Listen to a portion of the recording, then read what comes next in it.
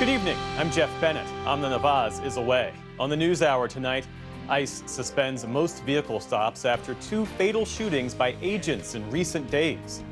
The U.S. and Iran battle for control of the Strait of Hormuz, where the war and negotiations to end the conflict go from here. And we speak with one of the independent election officials President Trump fired as part of his effort to exert greater control over how elections are run.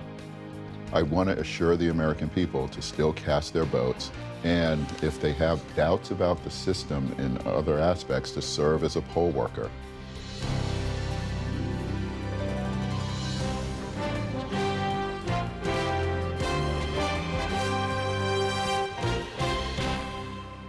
Major funding for the PBS News Hour has been provided by the ongoing support of these individuals and institutions, and friends of the News Hour, including Kathy and Paul Anderson, and Camilla and George Smith. The Gordon and Betty Moore Foundation, established to create positive outcomes for future generations.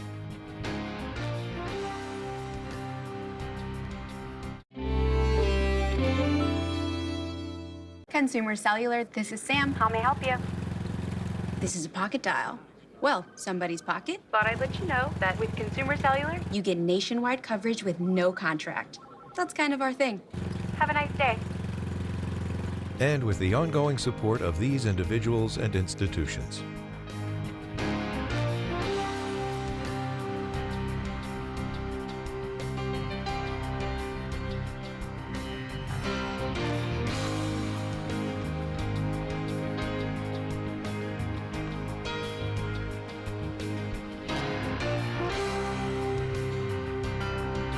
This program was made possible by the contributions to your PBS station from viewers like you. Thank you.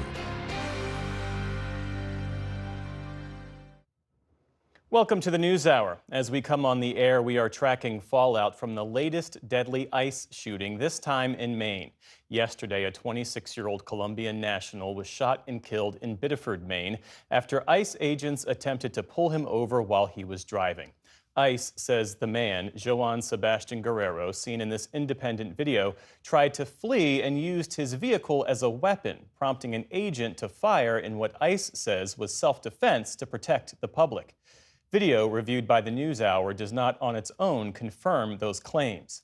As questions mount, the administration is also defending ICE's tactics more broadly.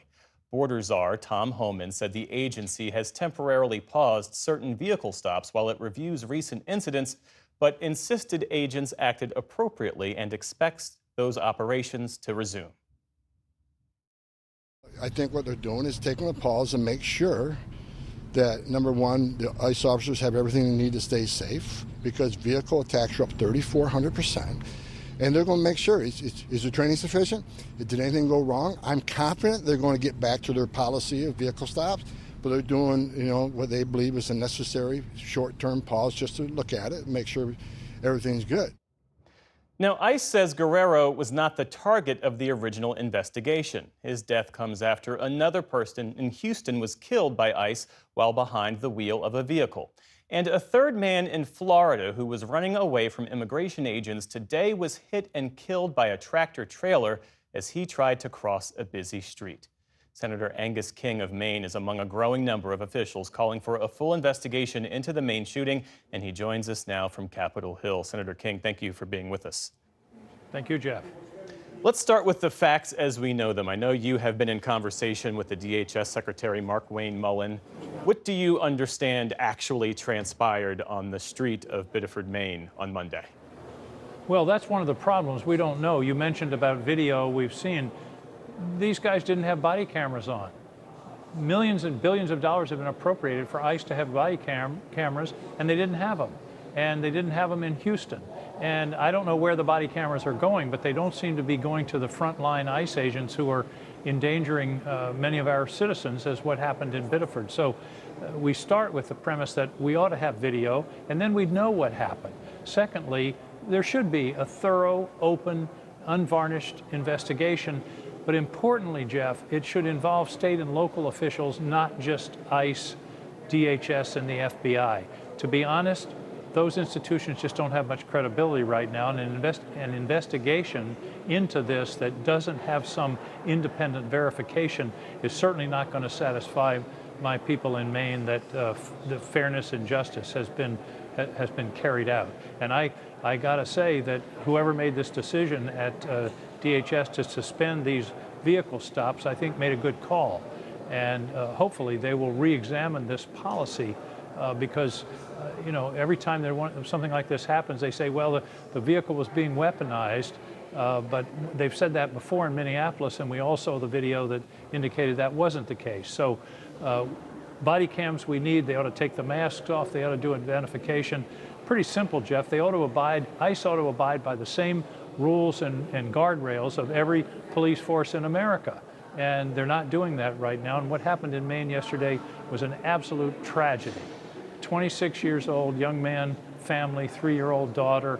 He wasn't the target of the investigation.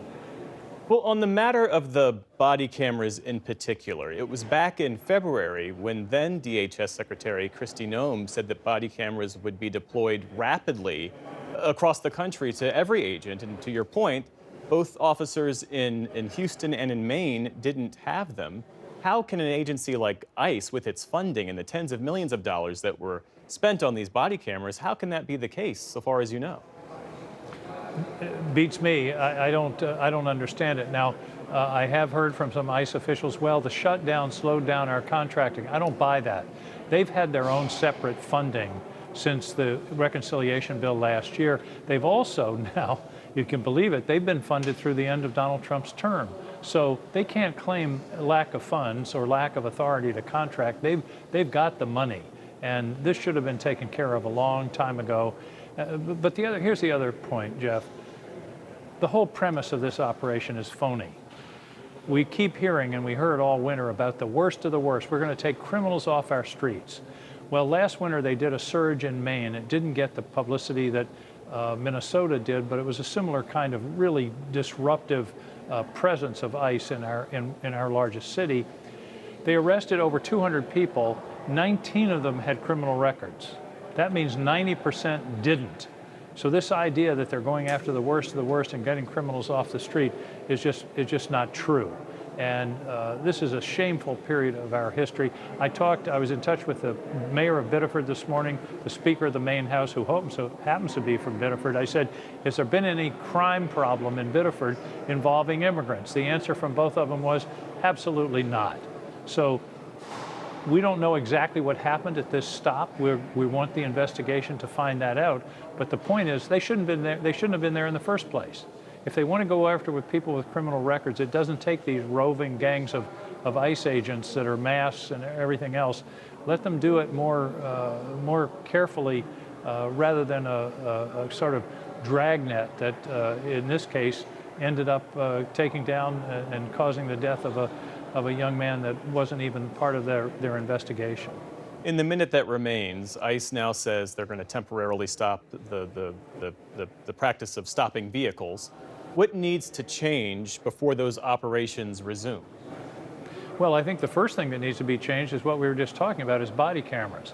They should not be doing these stops unless they're body cameras, so that we have definitive evidence of exactly what happens in the course of one of these stops. That's number one. Number two is more training for these agents. Apparently the agent who shot the young man in Biddeford had just been with the agency, I think, less than a year. And the question is whether he had the training that is involved in a traffic stop. There's a lot of law about shooting at cars by police force and by law enforcement. You don't do it unless you or some member of the public is in imminent danger. And that's got to be part of this training. So I would say body cameras, get rid of the masks, and more training, and then also de-escalate this whole thing. The final point is, Jeff, these ICE agents are being given quotas from the White House of how many people to arrest a day. It was 3,500, now I understand it's 2,000. That's an awful way to make this kind of policy, because you're going to get these kind of terrible results. And they ought to quit that. Let's go after the criminals. Everybody agrees with that. But let's get out of this dragnet through our cities and our communities. Maine Biddeford, Maine doesn't deserve this. Senator Angus King of Maine, thank you for speaking with us this evening. Thank you, Geoff. And to note, the NewsHour requested interviews with the Homeland Security Secretary and the head of ICE. Those requests were declined.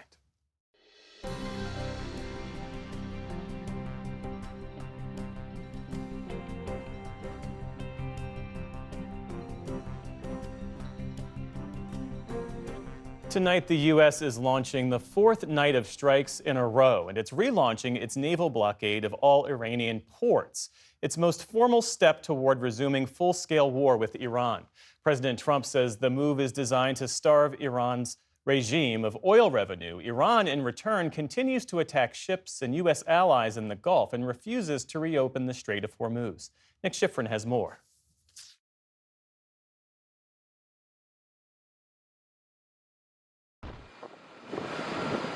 Tonight, U.S. warships are once again blockading Iranian ports.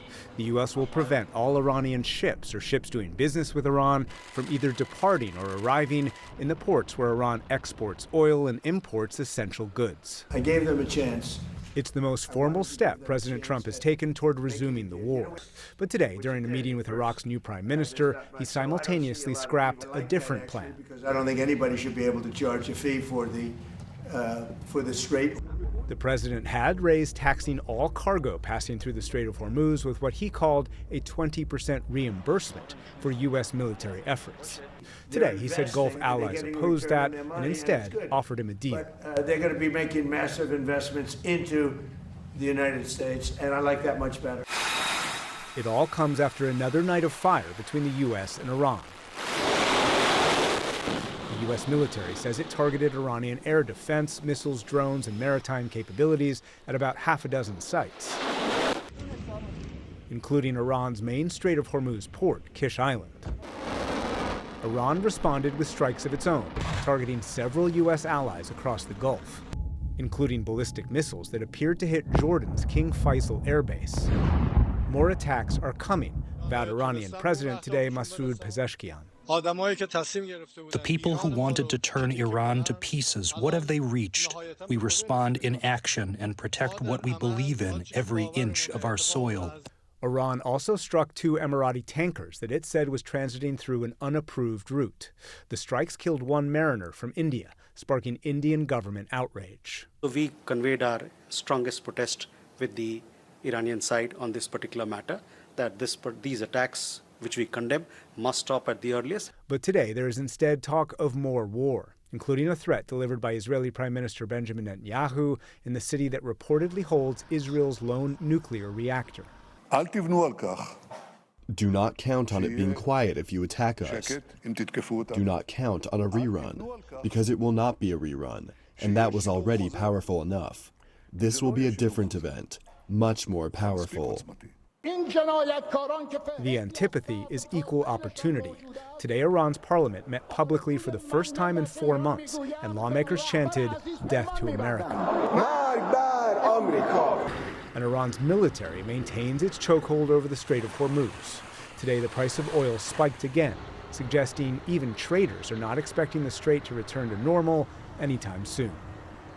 And tonight, President Trump told Fox News that the strikes on Iran will continue until, quote, "I say it's enough," and that the U.S. will save Iranian energy targets for last.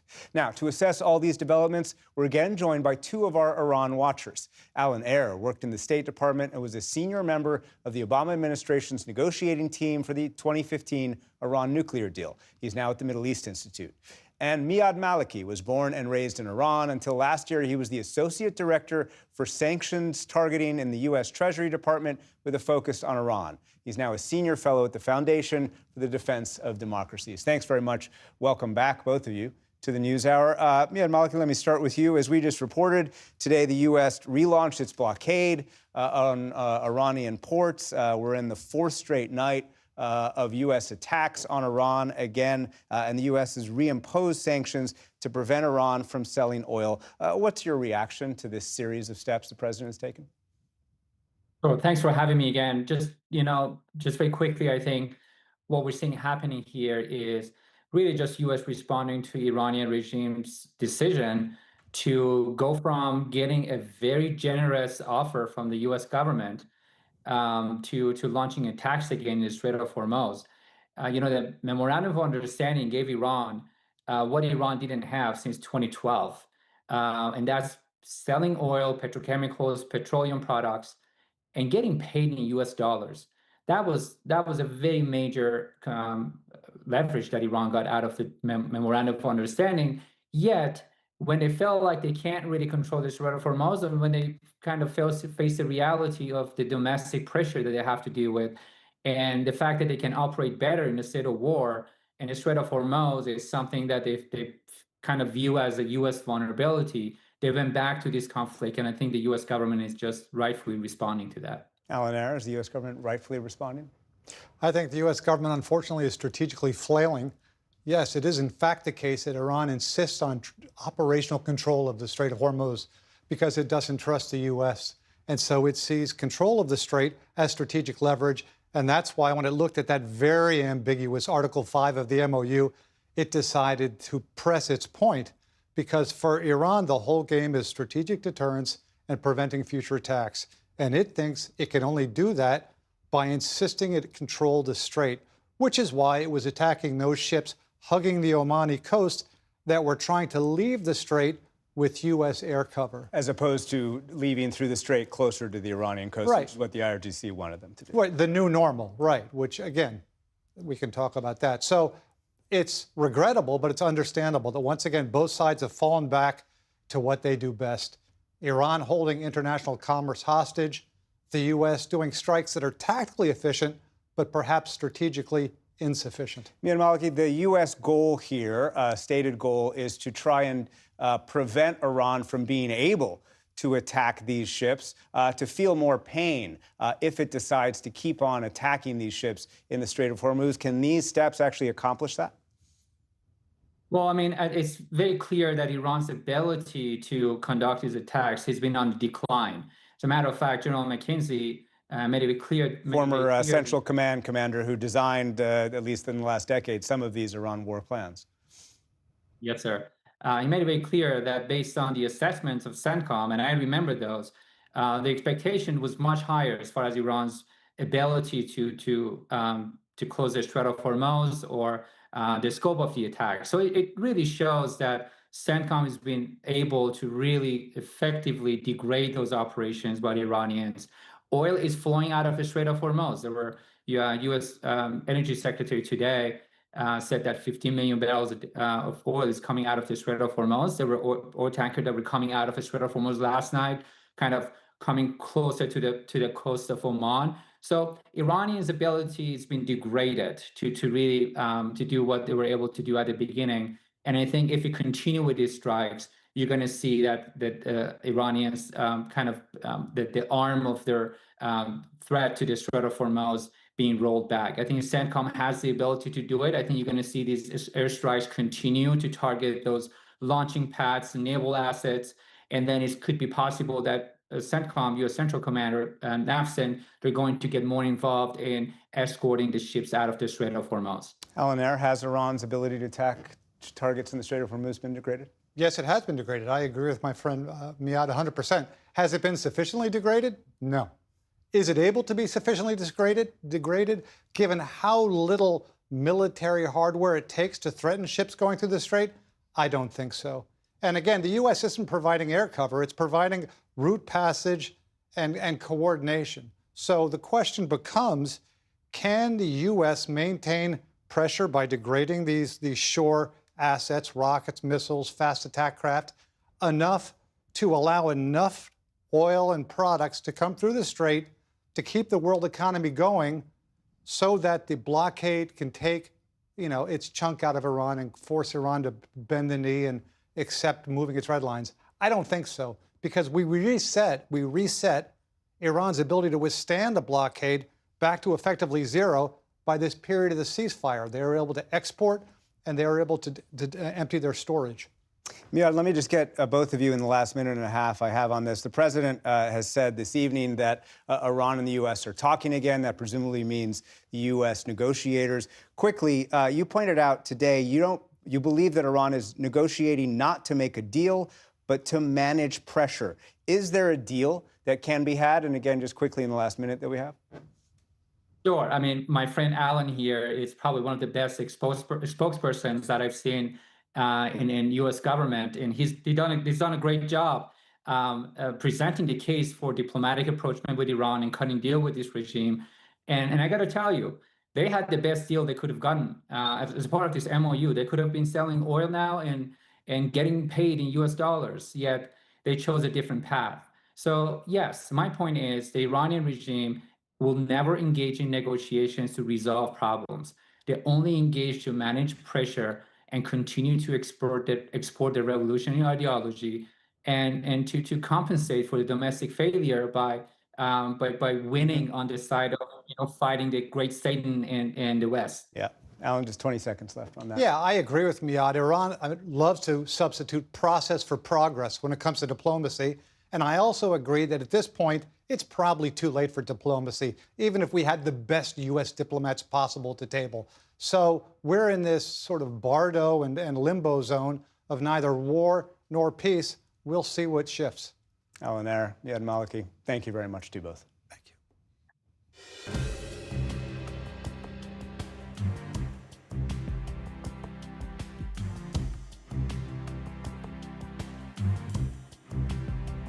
And we start the day's other headlines with the state of the U.S. economy. The Labor Department says that inflation cooled last month to 3.5% when compared to last year.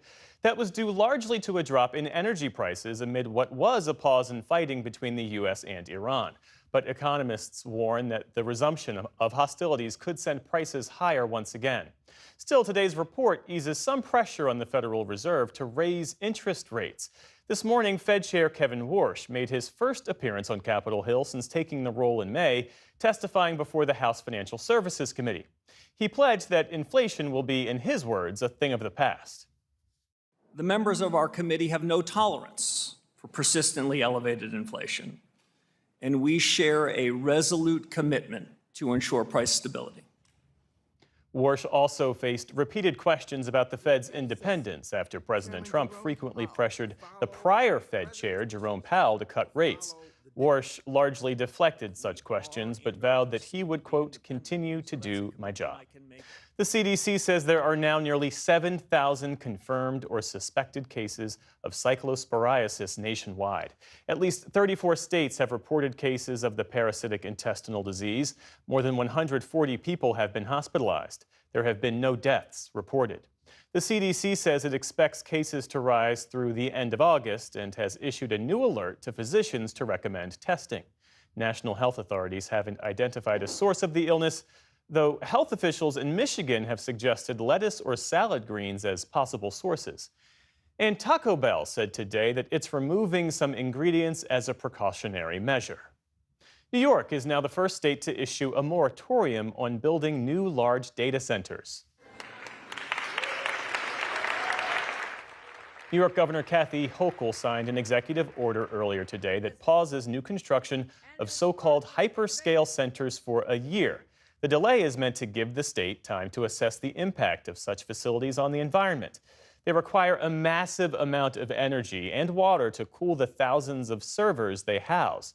But tech companies argue that such a pause hurts job growth and has a negative impact on the nation's AI growth. Summer temperatures are hitting records across parts of the U.S. as the latest heat dome makes its way east. Some 125 million Americans were under some sort of heat alert today, from California all the way to Maine. The worst heat baked the upper plains and Mountain West, threatening temperature records in places like the Dakotas. In northern Minnesota, the high temperatures and dry conditions have contributed to more than a dozen wildfires. Meantime, Texas and Louisiana have seen flooding after severe storms fueled by that dangerous heat. Forecasters say some parts of Texas could see up to 10 inches of rain through Thursday.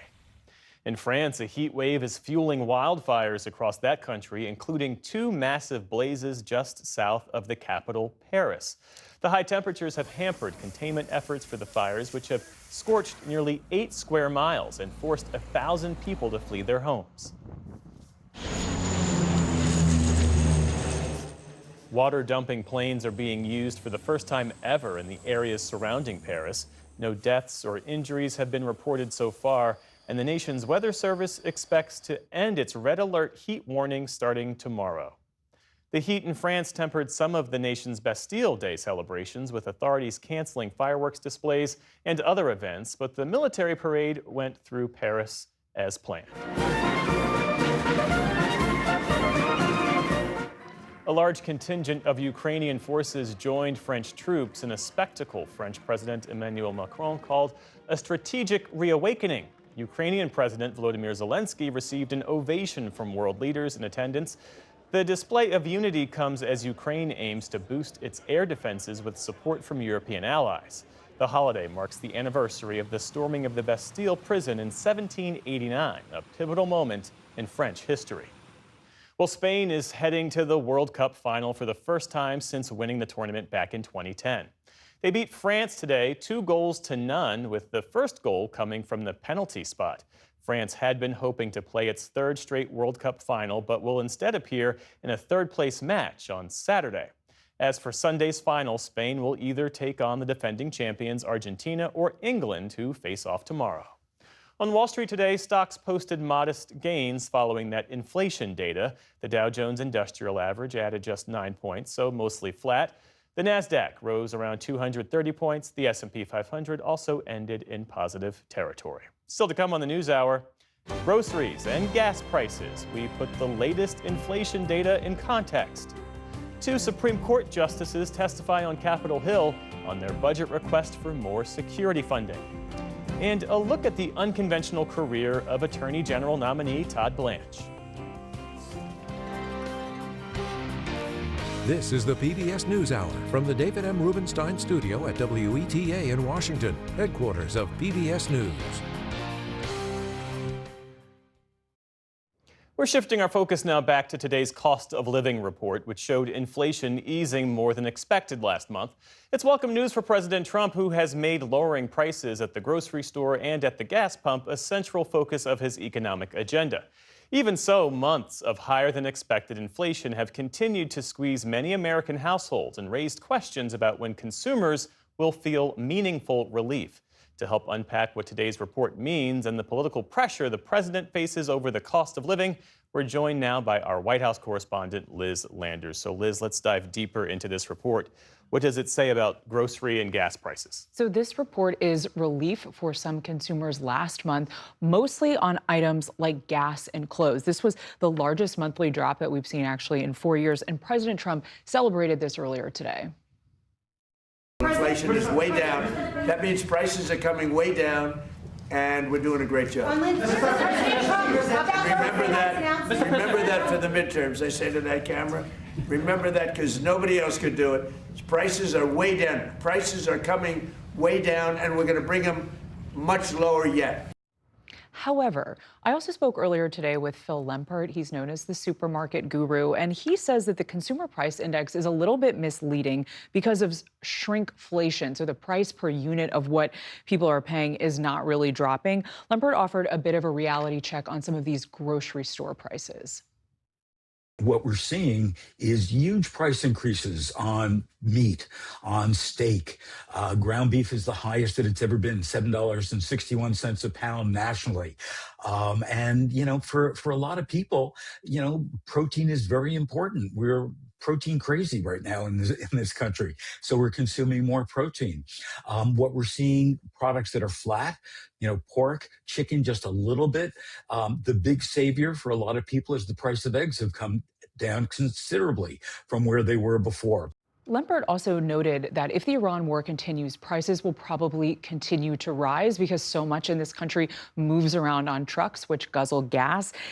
He also noted that prices are still up 25% from the pandemic. Everything from bread to the packaging that food comes in is also more expensive because of that long tail of tariffs that are still driving prices up. And when it comes to the president, he's not just celebrating lower inflation, he's also publicly pressuring retailers to cut prices and then claiming credit when they do. Yes, this has been happening now for a while. He's been talking about this in Truth Social posts, also mentioning this in speeches and comments that he's giving. The Wall Street Journal reported last week that the Agriculture Department actually called Walmart and told them to lower beef prices. You heard that those beef prices are quite high.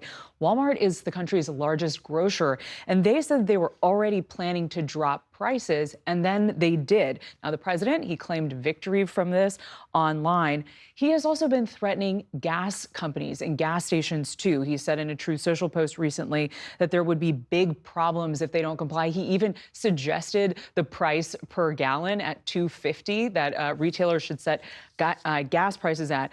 Lempert at the Supermarket Guru said that this is not common at all for presidents to do something like this. And he also said that this is a bit misguided for the president and the administration to do this because retailers don't really control these prices, the manufacturers do. So, Liz, one company the White House has highlighted is this regional gas station chain called Freedom Fuel, which has been selling gas well below the national average. What more do you know about the company and the White House's connection to it? Well, the White House and the president have both been touting this. The White House put out a slickly produced video with people at the pump thanking the president for the lower gas prices there. As you mentioned, the prices are significantly cheaper. Last week, they were selling gas for $3.47. They said that the 47 was in honor of the 47th president, Mr. Trump. That is about 50 cents cheaper than the average price of gas in Pennsylvania last week. But we don't know a whole lot about this company. We know that they're registered in Delaware, and they have a website that they've put up now, and it has a pointed message on the website about media speculation and about misinformation spreading about their brand. They say that they are privately owned, Geoff. Do we know how long this company has been in existence? The Philadelphia Inquirer did some great kind of on-the-ground reporting about this and said that they applied for their trademark on July 1st, and there's no evidence that this company existed prior to that. I reached out to the White House to ask if there was any connection between the White House and this brand. White House official told me that the administration is not involved in the company, nor has the administration given the company any funding. This official also touted it and said this retailer is taking the lead and others should follow. I reached out to an attorney that is listed for Freedom Fuel Networks on their trademark online. Anna Vishev emailed us back and said that she is not authorized to release any more information beyond what is publicly listed on the Trademark Office website. More questions on that front for sure. Thank you for that reporting, Liz. We appreciate it. Of course.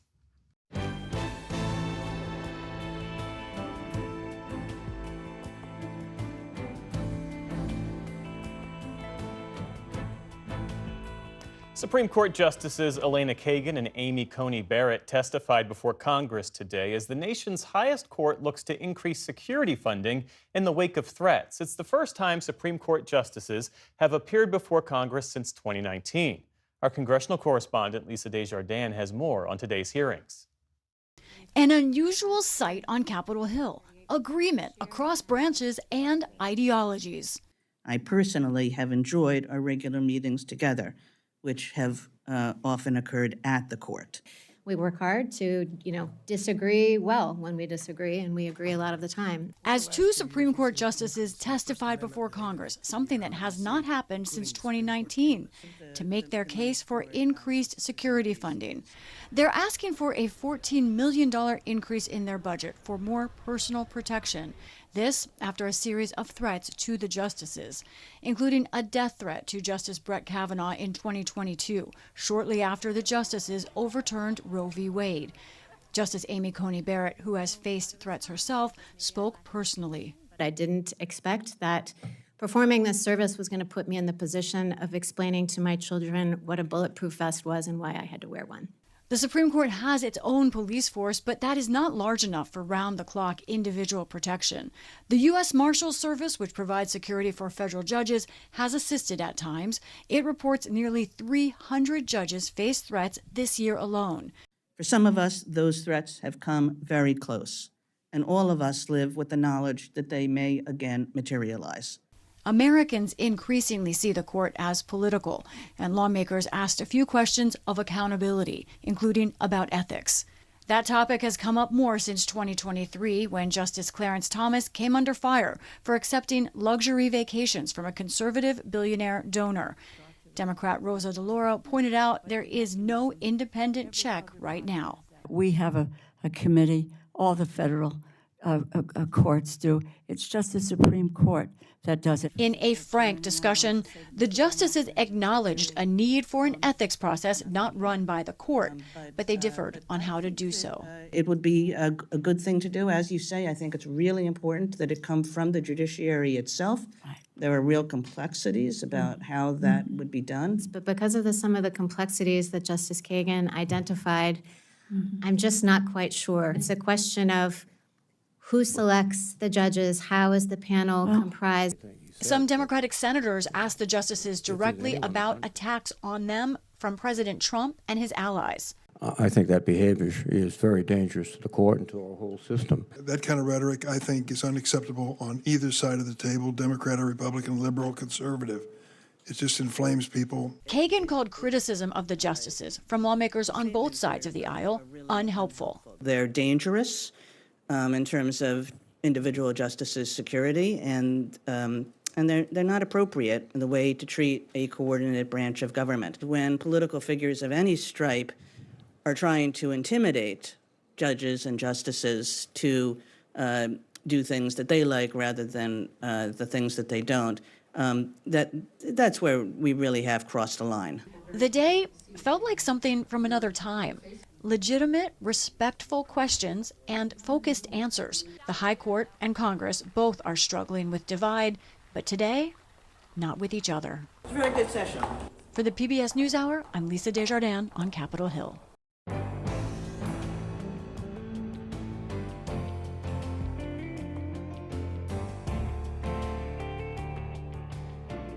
Preparing for an election takes months, sometimes years. From registering voters to maintaining voting machines, state and local election officials do the work with support from the federal government.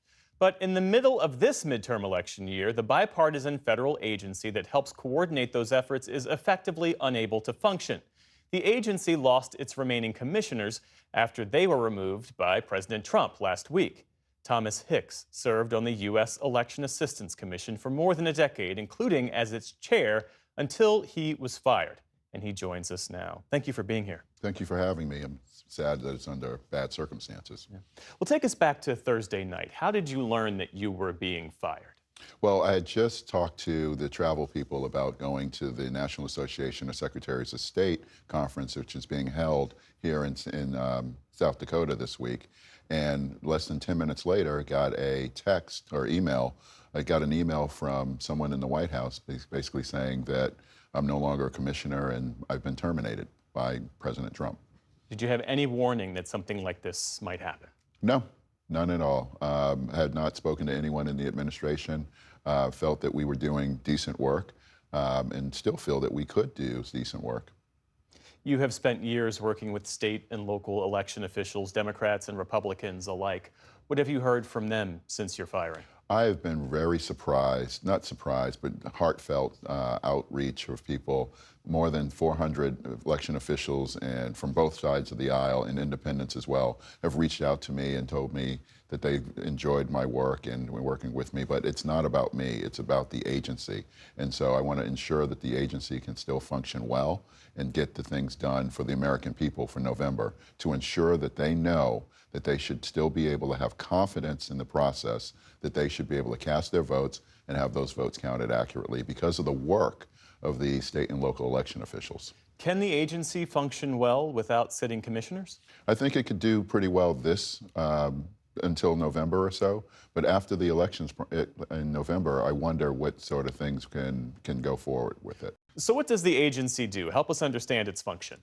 So the agency basically has a few top line things that we do. One, that the Help America Vote Act, we basically give out funds to the states to ensure that they can function well. And we audit those funds. The other piece is we serve as a clearinghouse of information, so gathering that information, and then we get that information out to the states because it's 8,000 jurisdictions, but there's only one or two individuals who work in certain things. But the main piece that we do is certify voting equipment. And our fourth piece is that we administer the National Voter Registration Form, which most folks know as Motor Voter. This year, we only got basically less than $50 million to give out to the 50 states and the 5 territories. I would ask that the Trump administration reconsider that in terms of they gave more than $400 million during the COVID-19 crisis and gave some security grants as well to help the election officials. So this money coming now might not help for this election cycle, but it'll help moving forward. So if you are really critical of making sure that the elections function well, fund the elections at an appropriate rate. A recent Supreme Court ruling, as you well know, expanded the president's authority to remove the leaders of independent agencies. Do you plan to contest your firing? I don't know yet. I think that I want to weigh all options. There have been some really great outreach from folks, but I want to weigh all my options before thinking about moving forward. Taken together, the firings, the effective neutralizing of this commission, the president's persistent lies about the 2020 election that he lost, the calls to change mail-in voting and voter registration, what do you believe is the president's broader objective here? I don't know. But I think that, it might be the anti-voter rhetoric that's going out. But I want to assure the American people to still cast their votes. And if they have doubts about the system in other aspects, to serve as a poll worker. I'm really saddened in that I won't be able to participate in a function that we were going to have in NASA down in Houston, Texas in August, where we were going to work with a group called Vet the Vote to recruit additional poll workers to serve in November. So veterans are looked at as one of the most trusted sources of civil engagement as possible. And so to have more veterans serving as poll workers also gives that reassurance that the election is functioning well. The changes now, the fact that the EAC no longer has commissioners, does this present an administrative problem, or is this a real foundational issue heading into November and then subsequent elections? I think that the commission has functioned without commissioners before, and it didn't do great. And so to the point where members of Congress were looking to get rid of the agency. But 3 commissioners came in. It was 2 Republicans and 1 me, the Democrat, at one point. But we rebuilt the agency and rebuilt the reputation of the agency to a point where I think that it's a trusted source of information for election officials now. And I hope that that continues on with the staff, who I have full faith and confidence in will do the right thing of ensuring that Americans can still count on the EAC for election administration.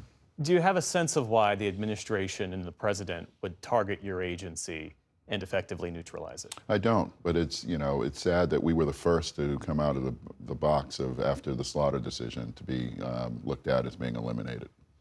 And you were just a few months away from retirement, is that right? That's correct. I should have been able to retire in a few months. I probably would have gone through the elections process, but come January, I would have been eligible. That doesn't mean that I would have left. It just means that I would have been fully eligible for retirement. And since I loved my job, it was one of the greatest jobs ever to continue on with that. But again, it's not about me. It's about the American people. Thomas Six, thanks again for being here. We appreciate it. Thank you for having me.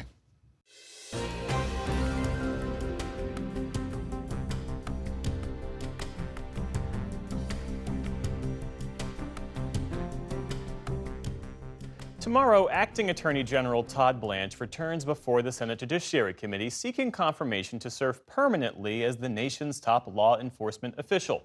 It's his second confirmation hearing for a senior Justice Department role, but the first since overseeing a series of controversial decisions, including high-profile investigations and indictments, as well as the Justice Department's handling of the Epstein files.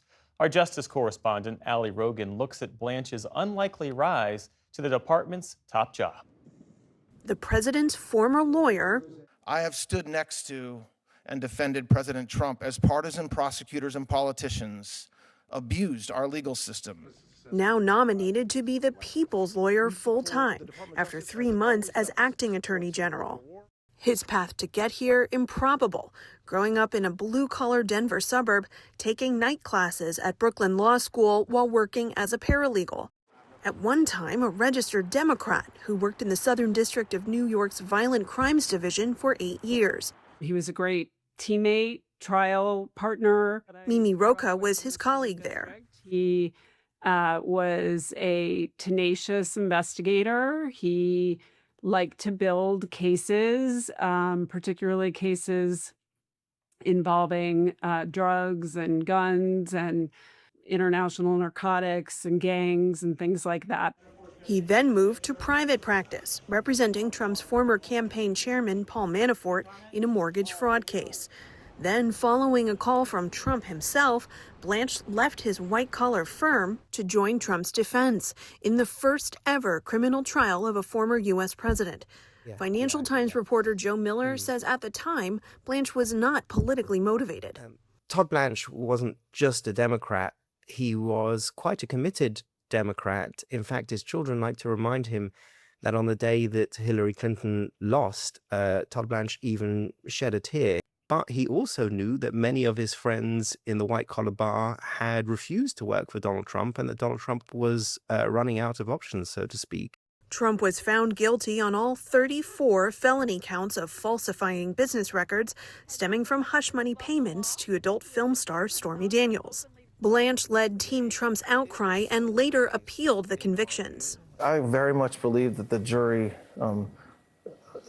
should have found President Trump not guilty. He also represented Trump in the federal classified documents and election obstruction cases, both of which were ultimately dismissed. Blanche started to take on more of the Trump mannerisms, going on long rants within the court, sometimes interrupting the judge, pushing in his briefs the boundaries of legal discourse. Days after the president's 2024 election win, he announced Blanche's nomination as Deputy Attorney General. How has he evolved, in your estimation, since joining President Trump's defense team? I wouldn't say it's so much an evolution as what seems to be a transformation. What we were taught to value in the Southern District of New York was to do the right thing, to seek justice, to serve the public, not any particular person or president. Blanche defended Trump during his confirmation hearing. Some senators questioned whether he'd act independently of the president as deputy AG. I don't think that President Trump is going to ask me to do anything illegal or immoral. And so I don't. But if he does, you would say no. I will follow the law, Senator, period. The Senate confirmed Blanche by a vote of 52 to 46. Deputy AG Blanche became the face of the highly scrutinized review of files related to late convicted sex offender Jeffrey Epstein. Today we are producing more than 3 million pages. He oversaw their turbulent release after Congress passed bipartisan legislation calling for more transparency. Epstein survivors quickly realized many of their names, images, and other personal information were unredacted. You don't expect to see your name, of course, right? And so as you're scrolling to see your name, it just brings up, it really is a level of PTSD. And some members of Congress claimed the DOJ withheld some files in order to protect powerful people involved with Epstein. Blanche called the redaction failures horrible and inexcusable and maintains that 3 million still hidden files are duplicates, irrelevant, or covered by privilege. We are not sitting on a single piece of paper, nothing that should be released. Blanche also came under scrutiny when he interviewed Epstein's accomplice, Ghislaine Maxwell, while she was serving a 20-year sentence in federal prison. Days later, Maxwell was transferred to a minimum security prison camp. Did you have anything to do with it? Which Blanche later said he approved. There was a tremendous amount of scrutiny and publicity towards her, and the institution she was in, she was suffering numerous threats against her life. In April, Trump fired Attorney General Pam Bondi, reportedly in part because he thought she was too slow to prosecute his political enemies. As acting AG, Blanche quickly changed the pace. Today, a grand jury sitting in the Eastern District of North Carolina returned an indictment against James Comey on 2 counts. Indicting former FBI Director James Comey for a photo he posted to Instagram a year earlier. Blanche also sped up the investigation of former CIA Director John Brennan over statements he made to Congress on whether Russia interfered in the 2016 presidential election to benefit Trump. He is extraordinarily qualified to do the job for a couple of reasons. Former federal prosecutor Jonathan Fahey, who served as acting ICE director in the first Trump administration, said Blanche's history with Trump is actually a benefit. Being someone's lawyer is a good history of working with someone and working effectively with someone. So I think in many ways that's a positive. It certainly should be a negative. But Blanche faces an uphill battle in the Senate, where he'll need to be confirmed. He got a preview when he answered questions about the now defunct anti-weaponization fund for people who alleged they've been victims of a weaponized DOJ, including January 6 protesters. But I'm the acting attorney general, so don't say the president's former personal lawyer will do something. The acting attorney general will do something. Mr. Attorney General, you are acting today like the president's personal attorney. Before his hearing, a group of 1,200 former DOJ employees signed a letter urging against his confirmation, citing his degradation of the DOJ's apolitical career workforce. Blanche dismissed their concerns. I'm going to still work hard and still work with the Senate, Republicans or Democrats that have any questions for me about the validity or whether I should be confirmed. Tomorrow, Blanche faces the Judiciary Committee, which lost one of its most influential members, Senator Lindsey Graham. Graham's death means Blanche must secure the support of every committee Republican in order to proceed to a full Senate vote. For the PBS NewsHour, I'm Allie Rogan.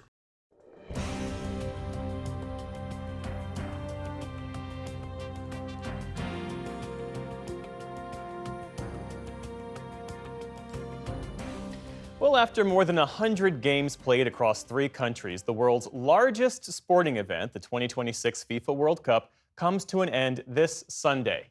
For the latest episode of our podcast, Settle In, I looked back on the highs and lows of the tournament with journalist and author Simon Kuper. Kuper co-wrote the bestseller Soccernomics, and his latest book is World Cup Fever, a soccer journey in 9 tournaments. Here's a clip from our conversation. Obviously, this is happening in a North American summer.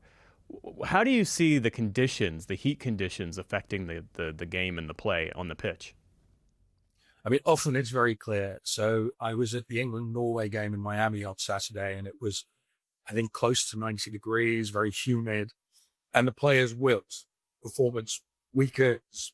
They can't cover as much space. The space opens up. I think Erling Haaland, the great Norwegian, being giant, I think makes you more susceptible to heat, and he actually went off before time, substituted, which ended Norway's chances. So yeah, it definitely reduces the quality. In a way, it increases the drama because the players are not just playing against each other's quality; they're also playing against the elements. It's like in a movie, you're fighting the elements. But it definitely, it's probably dangerous, and it reduces the quality of play.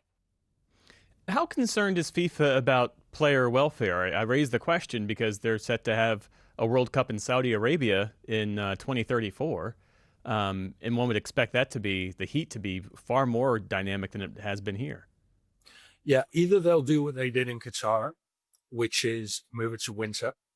The Saudi winter, it's in the 70s, that would be fine. Or they'll air condition the entire stadiums, which is the case in a couple of US stadiums this tournament. And the Saudis would just pay for that. But then, fans would be moving around in 120 degree heat, getting to the stadium, which would just be a complete nightmare. Yeah. So I think they'll probably move the Saudi World Cup to Qatar set the precedent. Yeah. Let's talk about the U.S. men's team, because despite a promising start and an obvious home advantage, they were beaten in the round of 16. What did you make of the U.S. performance? I mean, the U.S. has actually not been improving for 20 odd years now. And we track this in Soccernomics. Their peak FIFA ranking, I think, is the beginning of the century, and they're somewhere in the top 10. And they get worse. Why do they get worse? I think one reason is they play more games against North and Central American opponents. In the region, they introduced the Gold Cup. And North and Central America is not the region of high soccer quality. So if you're playing against even Mexico, Canada, Honduras, El Salvador, you're not playing the best football. To get better, you need to learn from the top football. The US don't do that anymore. But also what you're seeing is not just the US, all the countries outside Western Europe and Argentina are failing to catch up. So that's true of the Asian countries, the African countries. And why is it? I think Western Europeans have kind of discovered the secret of football, which is about where should I be, geometry, how do you create space when you have the ball, shrink space when you don't have the ball. Big question in football action for a player. The player doesn't have the ball 88, 89 minutes. So his question, or her question all the game, is where should I be? So it's kind of intellectual question. Football is a game you play with your head. And the Europeans are better at answering it, not just better than the Americans, but better than people from anywhere else in the world. So I see the American failure as part of the failure of the entire world outside Western Europe and Argentina for 6 World Cups in a row now. There's always 2030 for the U.S. You can watch that full episode of Settle In and more on our YouTube page or wherever you get your podcasts. And that is the NewsHour for tonight. I'm Geoff Bennett. For all of us here at the NewsHour, thanks for spending part of your evening with us. Major funding for the PBS NewsHour has been provided by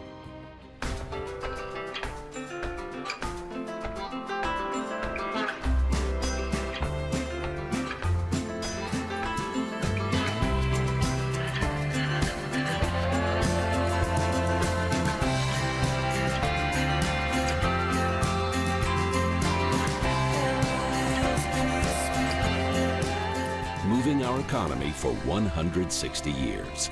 BNSF, the engine that connects us. the William and Flora Hewlett Foundation. For more than 50 years, advancing ideas and supporting institutions to promote a better world. At hewlett.org. The Charles F. Kettering Foundation, working to advance inclusive democracies. Learn more at kettering.org. Friends of the NewsHour, including Nell, Martha, and Mary Minow, in honor of the life and legacy of their parents, Newton and Josephine Baskin Minow, and Julie and Robin Powell, through Fidelity Charitable.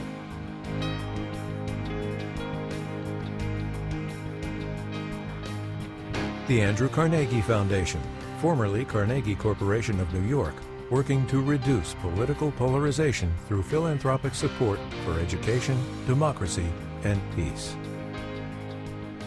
And with the ongoing support of these institutions. This program was made possible by the contributions to your PBS station from viewers like you. Thank you.